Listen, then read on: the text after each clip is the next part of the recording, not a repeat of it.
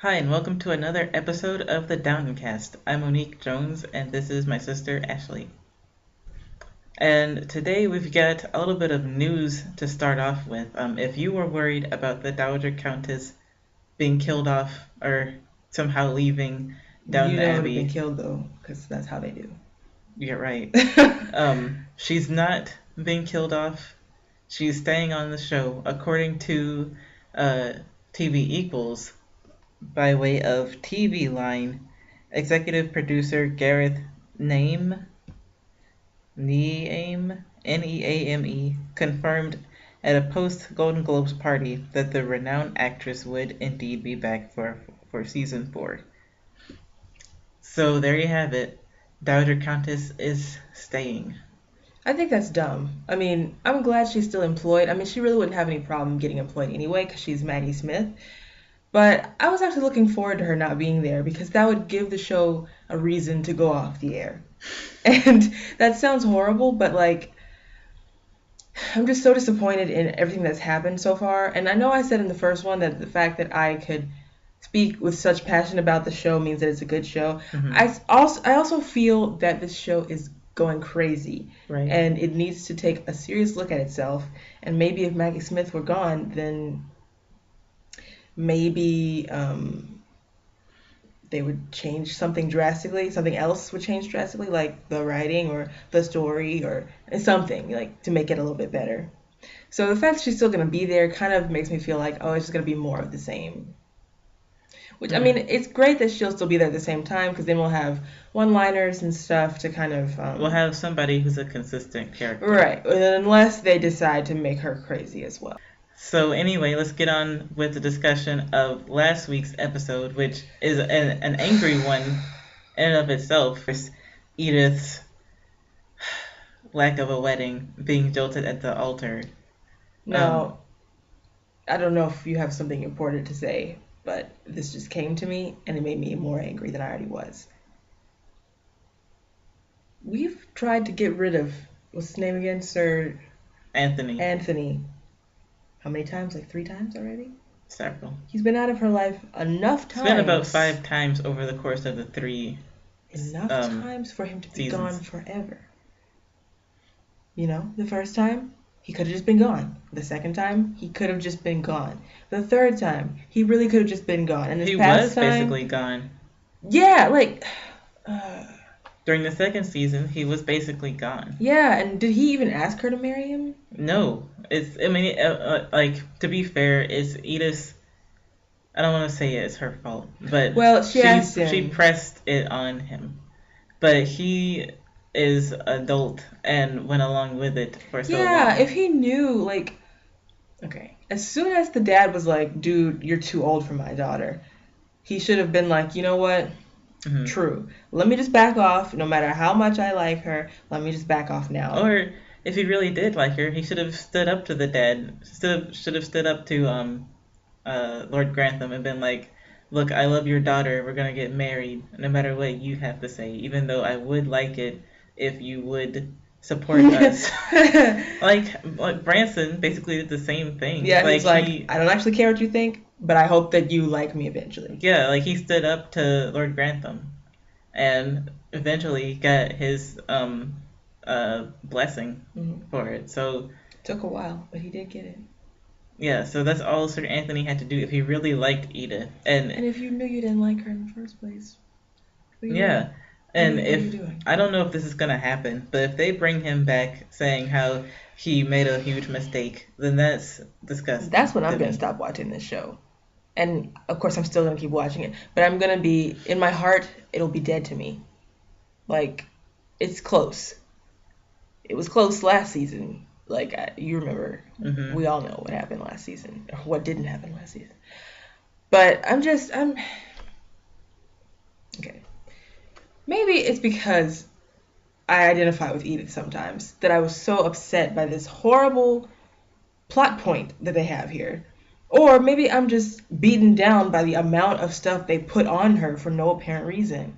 Like, all these horrible things happen to her. And yes, she does make bad decisions sometimes. But yes, she did sleep with that random farmer's or made out with him, whatever, did something with this random farmer. Mm-hmm. But if I may interject a little bit, she's only doing that because she feels desperate. Because she's Right. always been told that nobody's gonna like her, basically. Exactly. And who's telling her that? Her family. Right. Her sister. I mean, Sybil's pretty nice about it, but Yeah, Mary. Sybil's okay because she supports everybody, and like how she even supported Gwen, the servant, in the first season. So Yeah. she's okay. It's just everybody else. Yeah, like her parents, they never just say, "You're a really pretty girl, Edith. Somebody will love you." They're just like, "Well, yeah." Yeah, and how they even said at the beginning of the season, she's the one that's gonna take care of us in our old age, as if she was born to do that. Like she's not. Yeah. She wasn't born to do that. Like she's the second child, first of all. Like how we said last week, your kids have to want to do that for you. Mm-hmm. They're not gonna do it if you're basically being a terrible parent to them. So, and another thing with Cora saying, like, at the end of this episode, she was saying how this is basically a test for Edith. Like, I don't think, and I'm a Christian, but, or, a spiritual person. I dabble in a lot of stuff, but I don't think God should be brought into this, or, any type of universal entity should be brought into this when we're talking about a test that is happening. Like, that's kind of, I wrote on my Facebook page, I think, that is an insipid thing to say to Edith, someone who needs all the encouragement she can get. And just to say that to the audience, it's kind of almost demoralizing in a way, because it's almost like, do you think that we're supposed to take this as an explanation as to why things are happening? Like, there's got to be more than just things are happening to Edith and this is a test. Like, that might work in real life because we don't know how things are going to play out in our lives, but we're watching a television show. Yeah. We should be able to see why X leads to Y leads to Z. So we don't have that really ever in this series.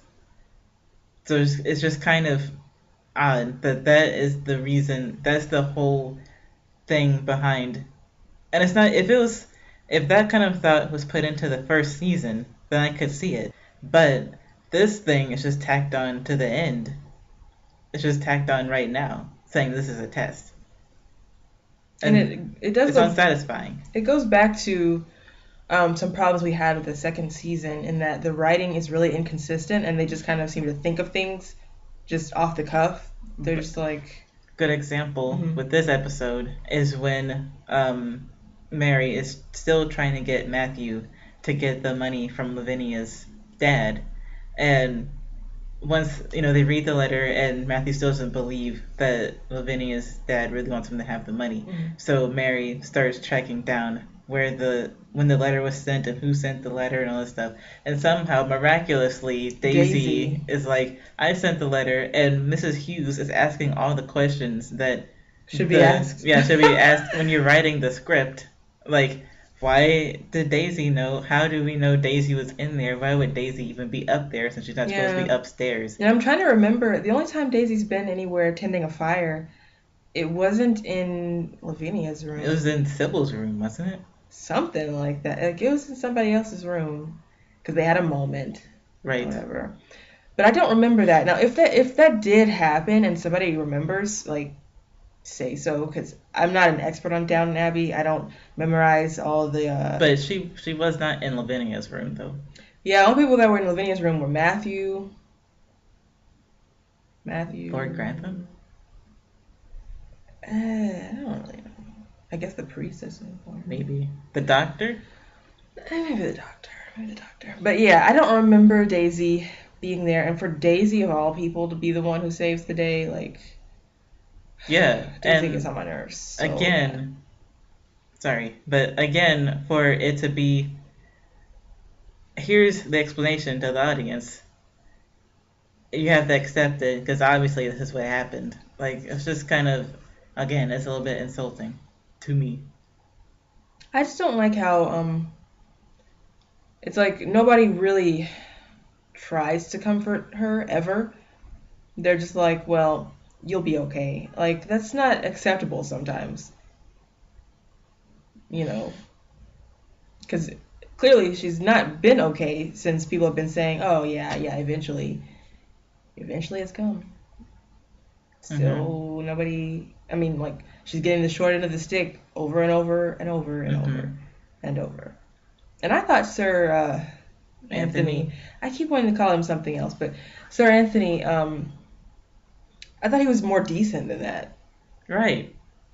Like, he's so, like, prim and proper all throughout the seasons, and then for him to do this at the last minute, like, that seems out of character to me. Because he seems so, like, not obsessed with, I don't know, he just seems like he would be more considerate than that, especially when he knows that, like, this situation is not ideal anyway. Like, don't make it any worse by, like, running away at that moment. Right. You could have run away the night before when she said, sketchily, I want you to be my life's work. Right. Whoa.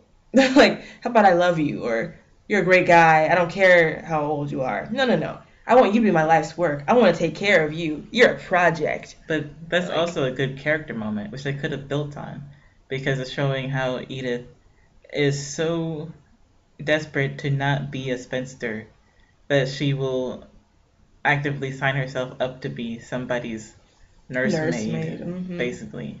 Or that she's projecting all of her lack of, like, the fact that she doesn't really get a lot of care or kind words or whatever, she was projecting it onto him because he is someone who needs care, and so she would be able to, like, focus her care on him, and he would be appreciative because she's physically caring for him. Right. So she could get, like, a tangible gratitude or something. Right. Maybe that she doesn't get normally. So. Right. But the whole idea that Sir Anthony's too old is ridiculous. Yeah, I mean, first of all, this is elite British class society in the 20s, you know, from, like, the early 1900s to a long time afterward. Old men, and this is even happening today, men marry young girls, especially if it's a rich situation. Right. Because young men are generally not rich. And they're not rich by the time the girls are their age. You know what I'm saying? Like, right. It's staggered. Like, throughout history, it's been like that. So for... Yeah, like, it doesn't even matter that he's older, because she's going to outlive him anyway. I mean, sorry, like... Like, that's almost the purpose why you would find an old guy, because you're like, I know I'll be set up for life, because this guy is rich, and he's old, and I'll have his money. Not saying, like, I mean, I'm not saying, I don't think like that, but I'm just saying... We don't condone this, but... That's just how the society was set up, so that you're basically gold digging.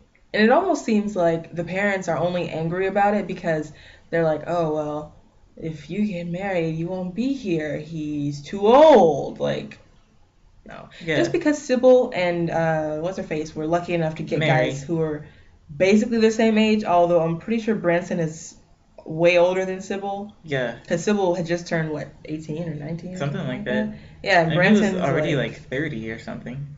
Yeah, Branson's old. Although he's awesome. He is significantly older than Sybil, I think. But they didn't care. I mean, I guess there was more to care about in that situation than the age, but still.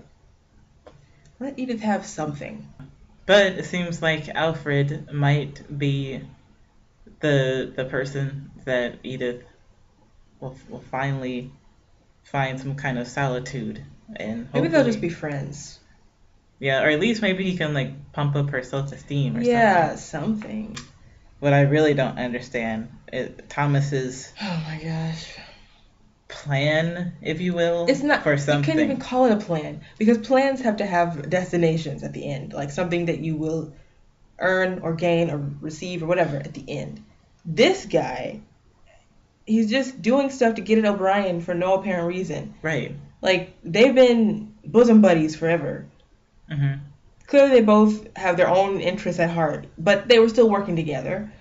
You know, it was a good setup. They were both kind of evil. Boom, friends. But now that he's what is it, Lord Grantham's valet, if you Mm-hmm. will. He's just like acting all big for his britches, and I'm like, okay, you can't advance any more than this because Carson is never gonna die. So, you know, just be happy where you are. Focus on finding yourself a husband or something or whatever you want. Thomas, whose name in my head is Sebastian. Um, Or at least find himself first. yeah, because he's a little touch and go. Yeah, like you would think by now we would have had a huge arc on him as a character. Yeah, because he's gone through a lot over the years. And he's like the best character to do that with. Like he has layers. Yeah, you have all this stuff to work with, and he's just still being this snitty person. Like, that's a little bit ridiculous. It's a waste of character to have him doing this little Right. piddling stuff with O'Brien. And O'Brien, like, I'm glad she's not a major character anymore. Keep her that way. Don't bring her up. Don't put her in the spotlight. We don't need her and her little devil curls anywhere near us. But I hate those curls. I did say in my review that one thing that is good is that, and I didn't realize when I was watching it, but they did keep O'Brien fairly consistent, because at the end of season 2, she did start turning over a new leaf a little bit. After she killed that baby. Yeah, she's trying to do right by everybody because of what she did to Cora's unborn child. As right as she can be. Right. I mean, she's not going to be like sunshine and rainbows ever because she's O'Brien. Right, so she's trying to atone. And was it, oh my gosh, just remembered Thomas made this horrible comment to her when they're all talking about how it sucks for Edith. Thomas says something to the effect of, "Oh, good thing nobody ever married you, haha, you disgusting spinster." You. Yeah, like, whoa, Thomas, you're hitting way below the belt for no apparent reason. Like, nobody's trying to marry you either. You've been rejected by a whole handful of people. I mean, come on, like, don't displace, just leave it alone. And I don't even know who stole those shirts. Did O'Brien steal the shirts? I think it was Martha Levinson's maid who did it. See, I don't like her. I don't like her maid. But yeah, that whole thing could have been straightened out by someone, either O'Brien or Thomas, Sebastian, saying, "Hey, I didn't steal the shirts. Get off my back about it. We can still be friends. It's this little maid here. Easy. Bam, right. Done." Mrs. Hughes, her cancer scare was basically nothing, and I'm glad about that. But from a story perspective, it was the way it was built up was just out of control, because it's built up to be this whole, what if she has it, leading you to think she will have it, leading you to think that it's going to be this huge thing throughout the whole season and about a character her battling change for cancer. Carson. Yeah, a character change for Carson, and like even having Cora say you can stay here as long as you need to Mrs. Hughes would signify that obviously from a viewer standpoint you would think that she must have cancer, but lo and behold she doesn't. She's healthy, which is great. But yeah, it's great. But why would you even bring it up if nothing's going to come of it? And if you say it's just for the drama, then why was the drama limited to a few episodes and no significant character change in anyone? We have to talk about Matthew being joint owner of Downton Abbey. See, now, in my opinion, this whole will we get to stay at Downton storyline could have lasted a little bit longer. I don't know how many episodes we have in this season. I think we have 8. I'm not sure if that's counting the Christmas episode or not. I don't know. Something like that. At any rate, it could have been an overarching problem over the entire series instead of being a 3-episode problem that's solved by all these miraculous things that probably weren't in the minds of the writers in the beginning. Like this random amount of money. Lavinia, do we know she was rich back then? She rich was enough to save rich Downton? enough, but I don't know if she was that rich. Because how much money are we even talking to save Downton? Like, that's a lot of money. How much money do you need? Right. That was never talked about. Because, like, how Great did enough. Mary even know, like, oh, this will save Downton? No Yeah, you're figures right. were mentioned. There were no figures. All he said was an inheritance. Yeah, that could How do you know be. that means hundreds of thousands of dollars, pounds, It could just whatever? be $1,000. Anyway, the fact that, like, I was looking forward to um some, like, downsizing and some tension because they have to be poor, Es- although still rich. Especially since they do go to the summer home. Yeah, like, they go all the way. They go all the way. Yeah, wouldn't it have been great if they moved in and had to deal with the fact that the upper class didn't have as much so-called clout anymore because the gap between the middle class and the upper class was narrowing. The fact that they would have to move and deal with everything that was going on and actually be a part of society that they haven't been a part of for so long would have been awesome. But that didn't happen because the money came through unrealistically. Because how would Lavinia's father, if he figured out what had happened to Lavinia for Well, real? she told him. Okay, so she told him. Well, who in their right mind would give Matthew money then? Nobody.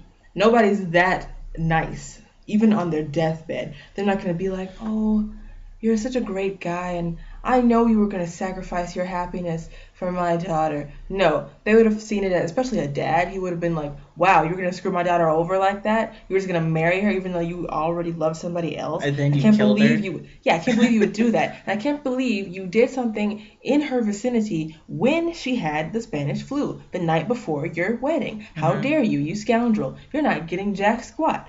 But no, in this magical world, oh, well, it's great that you would want to sacrifice for my daughter. Here's millions of dollars as a reward for your infidelity. Right. That's unrealistic. So just the way that drama is built up and then just fizzled out is just ridiculous.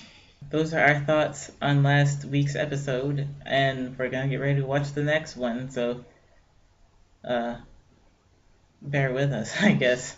Keep it here to the Moniqueblog YouTube channel.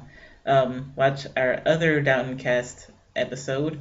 Watch our other hot culture episodes, and you can check my other writings out on tvequals.com. The links will be below. tvequals.com, moniqueblog.net, and you can find me on Twitter at moniqueblognet and Facebook at moniqueblog. So thanks, and we'll see you guys next week.